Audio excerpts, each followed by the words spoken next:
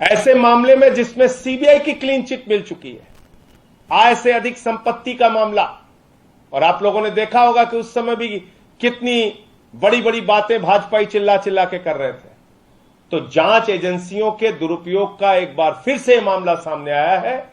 जल्द ही सत्येंद्र जैन छूटकर बाहर आएंगे, क्योंकि ये एक बेबुनियाद, फर्जी, निराधार केस है।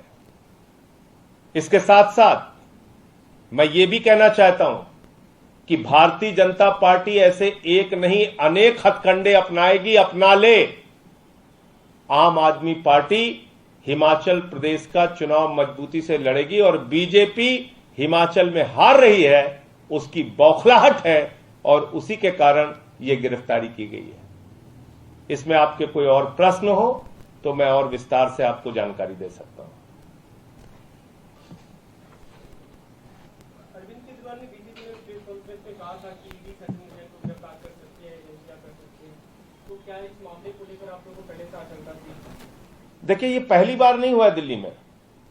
आपको याद होगा, दिल्ली के मुख्यमंत्री के दफ्तर पे सीबीआई का छापा, उप मुख्यमंत्री के घर पे सीबीआई का छापा, हमारे मंत्रियों पे ईडी सीबीआई का छापा, हमारे 34 एमएलए को उठा के गिरफ्तार करके जेल में डाला।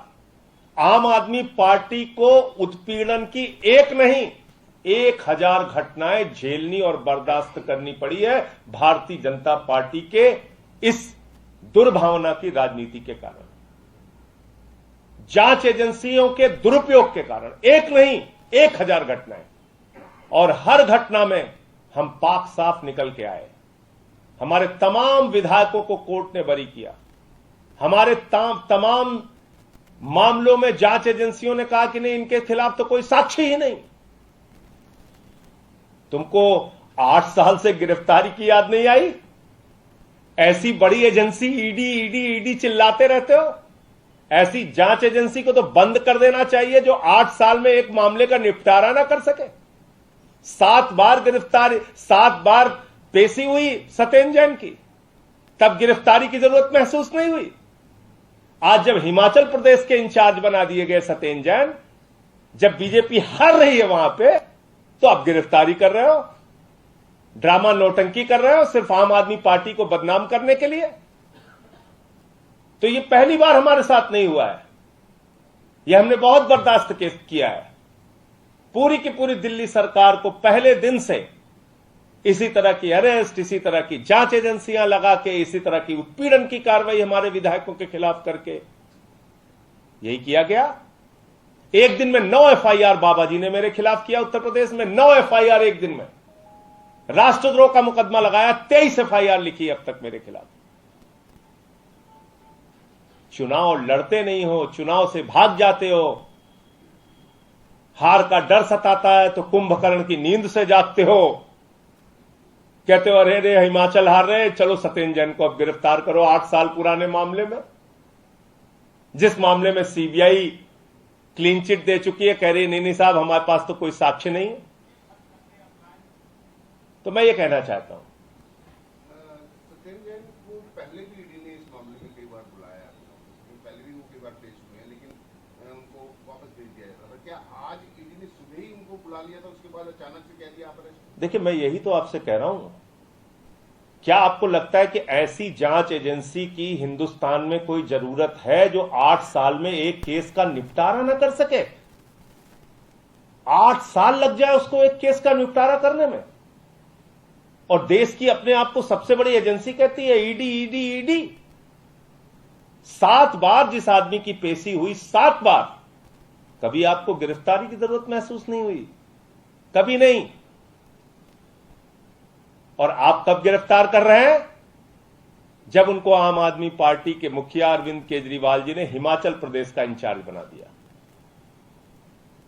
जब उनकी खुद के नेता हिमाचल प्रदेश के शांता कुमार जी आम आदमी पार्टी की तारीफ करने लगे, हमारी कार्यप्रणाली की तारीफ करने लगे, बोले नहीं नहीं नहीं ये तो ठीक नहीं है, इसी को पकड़ो जो इंचार्ज है। तो आज बुलाया था जांच के लिए, वो गए जांच में शामिल होने, कह दिया हम लोग जग गए हैं, अब चुनाव आ गया है, अब तुम्हें गिरफ्तार करेंगे। तो करिए, हम लोग के साथ पहली बार तो ऐसा हुआ नहीं, बहुत बार हो चुका है। आज कब बुलाया था पूछताछ के लिए और क्या उसी दौरान गिरफ्तारी हुई या फिर जाने के बाद? आज ही बुलाया था, आज ही बुलाया था और जांच में बराबर सहयोग किया। 7 बार, मैं बताता रहा हूं, 7 बार हाजिर हुए ईडी के सामने। 8 साल से ये मामला चल रहा है। आप लोग ईडी का नाम सुनते होंगे कि ईडी देश की सबसे मजबूत, शक्तिशाली भाजपा की जेबी संस्था है और उस जेबी संस्था ने 8 साल लगा दिए एक मामले की जांच करने में। जब भी एजेंसीज की बात आती है संजय जी, तो चाहे आम आदमी पार्टी हो, अपोजिशन पार्टीज हो, तो हमेशा पॉलिटिकल मोटिवेटेड या फिर वेंडेटा कहा जाता है। तो क्या अब ये वॉर ऑफ वर्ड फिर से शुरू हो जाएगा कि बीजेपी कहेगी नहीं एजेंसी? वेंडेटा मैं थोड़ी कह रहा हूं, वेंडेटा तो वो खुद साबित कर दिए। बताइए आप, सीबीआई ने लिख के दिया कि नहीं दिया कि सत्येंद्र जैन के खिलाफ कोई साक्ष्य नहीं है? क्यों बदनाम किया सीबीआई ने सत्येंद्र जैन को? क्यों इतने दिनों तक जांच चलाई? क्यों इतने दिनों तक टीवी चैनल पे सत्येंद्र जैन के खिलाफ खबरें चली? क्यों चली? एक आदमी की जिंदगी खराब कर दी आपने और आपके लिए तो कुछ नहीं, सब कड़वा कड़वा थू और मीठा मीठा गप। बाद में कह दिया था आप कुछ मिला ही नहीं। एक आदमी का मान मर्दन हो गया, उसकी जिंदगी खराब कर दी आपने, उसके परिवार का जीना हराम कर दिया और फिर कह दिया नहीं कोई साक्ष्य नहीं है।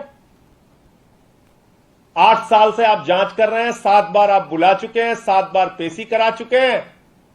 आपको कभी गिरफ्तारी की जरूरत नहीं महसूस हुई। आज आप कह रहे हैं नहीं नहीं हम तो गिरफ्तार करेंगे। ये जांच एजेंसी का दुरुपयोग नहीं है तो और क्या है? और मैं तो सवाल पूछ रहा हूं, 34 से ज्यादा एमएलएस को फर्जी मामलों में दिल्ली में गिरफ्तार करके जेल भेजा गया, जिनको बाद में कोर्ट ने बरी किया। और एक एक मामले अगर आप पढ़ेंगे तो लताड़ लगाई है दिल्ली पुलिस को, यानी कि भारतीय जनता पार्टी की कठपुतली को। तो आप कठपुतलियों के जरिए। तो दिल्ली के स्वास्थ्य मंत्री गिरफ्तार हुए, उसके ऊपर आम आदमी पार्टी के संजय सिंह ने प्रेस कॉन्फ्रेंस करके तमाम आरोपों को खारिज करते हुए ये कहा है कि ये जो गिरफ्तारी है इस समय ये समय जो है उसका, बल्कि मनीष सिसोदिया ने भी कहा इस बात को और सौरभ भारद्वाज ने भी, कि ये चुनाव जो हिमाचल में है और उसके वो प्रभारी बनाए गए हैं संजय सिंह, इसलिए इस तरह की कार्रवाई इस समय पर हो रही है।